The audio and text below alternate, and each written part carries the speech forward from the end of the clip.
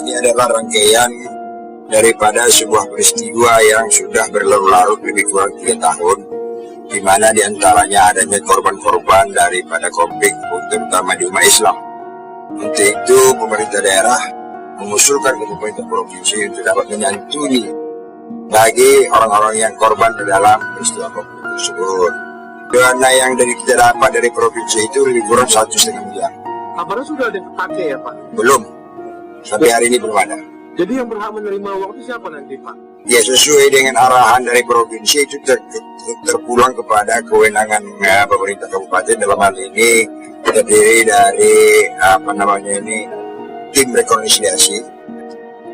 Ya, tentu ini nanti secara transparan diawasi oleh semua pihak, termasuk oleh tokoh-tokoh masyarakat, tokoh-tokoh umat, sehingga dana ini termasuk sama. Dan saya berupaya sekuat tenaga saya, ini ada saya awasi. Dana itu cair setelah nanti ini kita terima. Ini dalam minggu depan akan kita panggil ketua tim rekonsiliasi, dan kita rapatkan dengan Musbida. Nanti akan kita bicarakanlah bagaimana mekanismenya. Karena bukan rekonsiliasi masalah agama, tapi tim rekonsiliasi saja. Tim rekonsiliasi.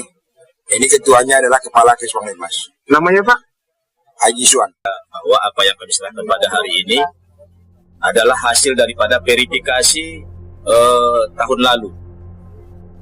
Pada waktu kita sebelum dan menjabat pada waktu ketua tim rekonsiliasi. Data ini kita terima dari perwakilan-perwakilan yang dibentuk berdasarkan tim rekonsiliasi. Nah, tugas kami hari ini supaya data ini kami serahkan supaya Pemda dapat mengakomodir terutama korban-korban konflik dengan berbagai ekses. Ada yang rawat inap, ada yang luka, ada yang luka tembak, ada yang mati, ada Honda hilang, ada mobil dan lain-lain. Supaya menepis isu-isu, supaya hal-hal di luar yang berkembang itu, terutama pihak-pihak provokatif ya. Jangan seolah-olah kami tim ini sudah menerima dana, padahal itu belum. Baru usulan ya. Nah, hari ini sudah terjawab. Bapak Wakil Bupati mengatakan sudah direspon 1,5 miliar. Mudah-mudahan harapan kami dengan adanya dana santunan ini kepada korban konflik yang selama ini belum dapat santunan, kiranya dapat sasaran. Dan kami juga berharap pihak pemerintah berlaku adil lah. Nah, setelah itu ya kita berharap Singkil ini tetap kondusif, tidak ada isu sara lagi. Namun menyangkut masalah pendirian rumah ibadah ini kami kembalikan kepada konstitusi. Kami berharap ya ini ketua tentunya bisa mengakomodir seluruh kepentingan.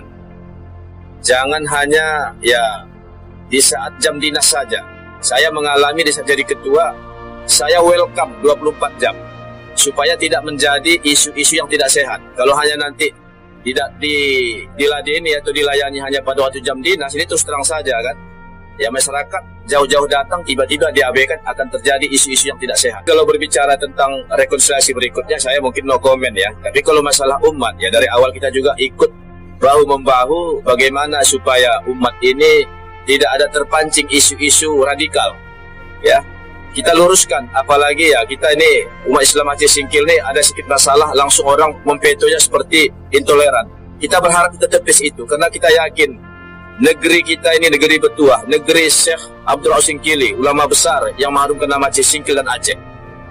Kami berharap ketua tim yang baru kalau itu menjadi keputusan final yang diterima oleh seluruh elemen, ya kami berharap ya bekerjalah tanpa ada diskriminatif, itu saja Pak. Bapak mengetahui bahwa Bapak sudah digantikan itu kapan? Sampai hari ini baru informasi hari ini. Tapi kalau bubar pada sebulan yang lalu pada waktu rapat Forkopimda terakhir.